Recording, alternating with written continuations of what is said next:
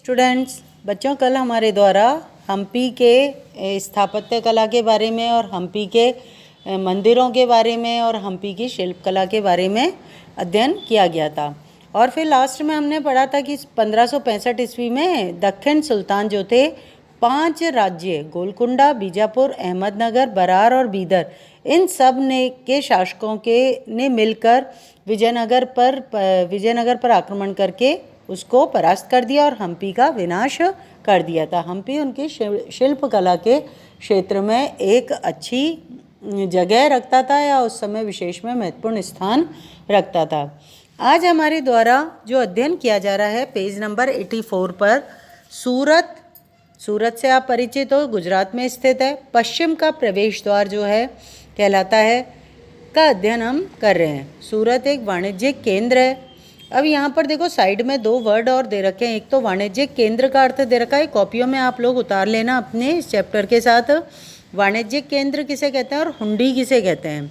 वाणिज्यिक केंद्र एक ऐसा स्थान होता है जहाँ पर विभिन्न उत्पादन केंद्रों से आने वाला माल को खरीदा और बेचा जाता है। मतलब एक ऐसा क्षेत्र जहाँ पर विभिन्न उत्पादन केंद्रों से आने वाला माल खरीदा और बेचा जाता है, इसे वाणिज्यिक केंद्र कहते हैं। बाजार दूसरे शब्दों में हम कह सकते हैं। हुंडी एक दस्तावेज होती है जिसमें एक व्यक्ति के द्वारा जमा कराई गई रकम दर्ज रहती है। हुंडी को कहीं अन्यत्र प्रस्तुत करके जमा की गई राशि प्राप्त की जा सकती है। ये बेटा जैसे दिए हुए हैं इन वर्ड के अर्थ ऐसे ही आपको याद करने हैं। अब हम पढ़ते हैं सूरत पश्चिम का प्रवेश द्वार।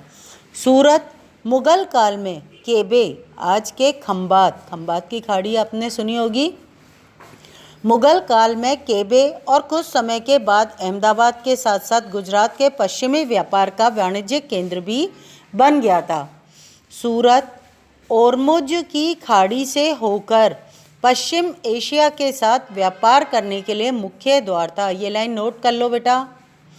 सूरत ओरमुज की खाड़ी, जो खंबात की खाड़ी है ना, जिसे अपन खंबात की खाड़ी वर्तमान में कहते हैं, उस समय क्या कहलाती थी? ओरमुज की खाड़ी से होकर पश्चिम एशिया के साथ व्यापार करने का मुख्य द्वार था।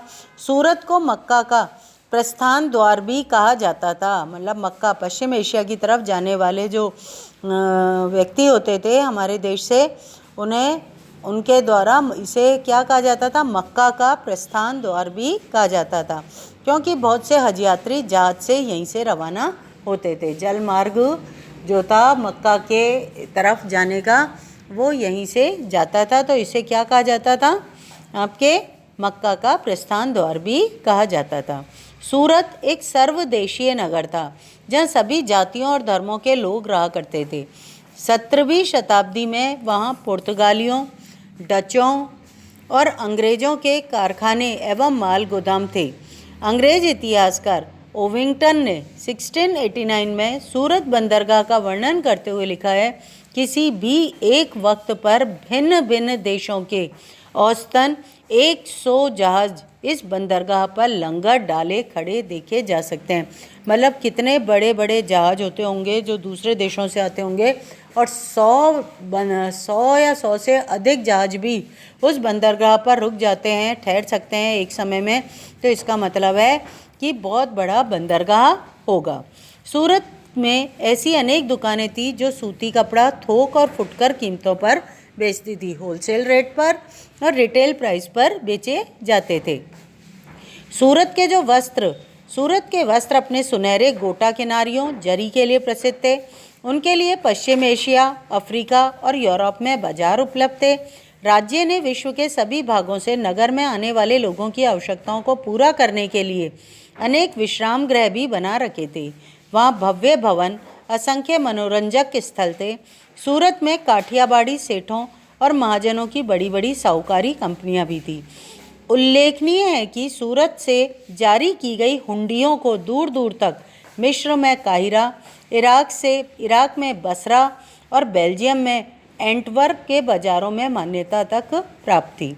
किंतु 17वीं शताब्दी के अंतिम वर्षों में, ये नोट करो लाइन, 17वीं शताब्दी के अंतिम वर्षों में सूरत का भी अधःपतन प्रारंभ हो गया था। इसके कई कारण रहे थे। मुगल साम्राज्य के पतन के कारण बाजारों और उत्पादकता की हानि हुई थी। दूसरा पॉइंट, पुर्तगालियों द्वारा समुद्री मार्गों पर नियंत्रण कर लिया गया था।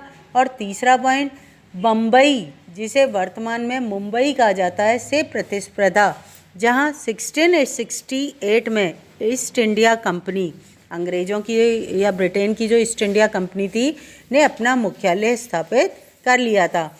आज सूरत एक महत्वपूर्ण वाणिज्यिक केंद्र के दृष्टि से जाना जाता है। फिर उसके बाद है जोखिम भरा दौर, मछलीपट्टनम के लिए चुनौती। बेटा ये अपन कल पढ़ेंगे, आज के लिए अपना इतना ही काफ़ी है। ठीक है, आज अपन इतना ही अध्ययन करेंगे, कल अपन इसके आगे बढ़ेंगे। थैंक यू बेटा। और आप ध्यान रखना, आपका 28 तारीख को क्लास टेस्ट लिया जाएगा, लेसन 3 आपका हिस्ट्री का।